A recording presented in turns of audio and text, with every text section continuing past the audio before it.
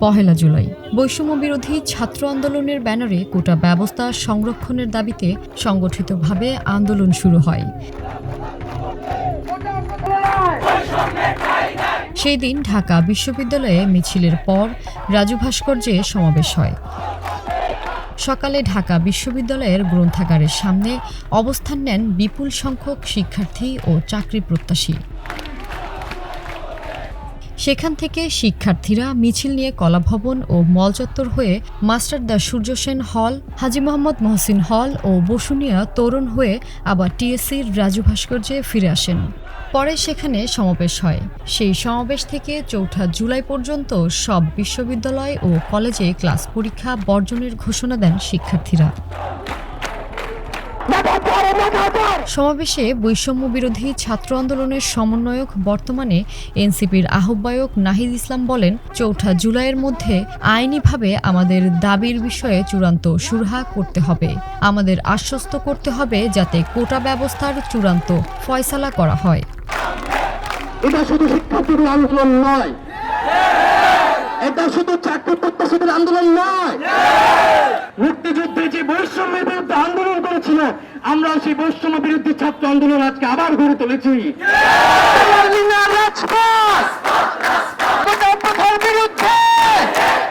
সমাবেশের পরের ৩ দিনের কর্মসূচিও ঘোষণা করেন নাহিদ ইসলাম। সেই ঘোষণার পর ২, ৩ ও ৪ জুলাই মিছিল নিয়ে শাহবাগ মোড় অবরোধ করে বিক্ষোভ করা হয়। পহেলা জুলাই সরকারি ছুটিতে কোটা বাতিলের পরিপত্র পুনর্বহালের দাবিতে ঢাকা বিশ্ববিদ্যালয় ছাড়াও দেশের বিভিন্ন বিশ্ববিদ্যালয়ে ছাত্র সমাবেশ সহ নানা কর্মসূচি পালন করা হয়।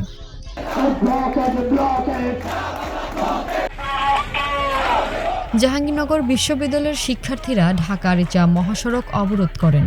রাজশাহী বিশ্ববিদ্যালয় ও বাংলাদেশ কৃষি বিশ্ববিদ্যালয়ের শিক্ষার্থীরাও।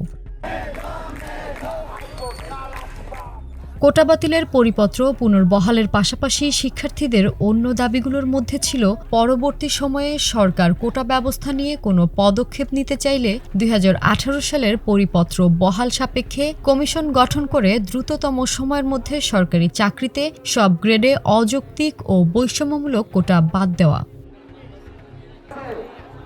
এর আগে ২০২৪ সালের ৫ জুন সরকারি দপ্তর, স্বায়ত্তশাসিত ও আধা স্বায়ত্তশাসিত প্রতিষ্ঠান এবং বিভিন্ন কর্পোরেশনের চাকরিতে সরাসরি নিয়োগের ক্ষেত্রে মুক্তিযোদ্ধা কোটা বাতিলের পরিপত্র অবৈধ ঘোষণা করে রায় দেন উচ্চ আদালত। ওই দিন থেকে ঢাকা বিশ্ববিদ্যালয়ে বিপুল সংখ্যক শিক্ষার্থী আন্দোলনে নামেন। এ অবস্থায় আদালতের এই রায় স্থগিত চেয়ে রাষ্ট্রপক্ষ আপিল বিভাগে আবেদন করেন। আবেদনটির ওপর শুনানির জন্য ৪ জুলাই দিন নির্ধারণ ছিল, যদিও ৪ জুলাই সেই শুনানি সেদিন হয়নি।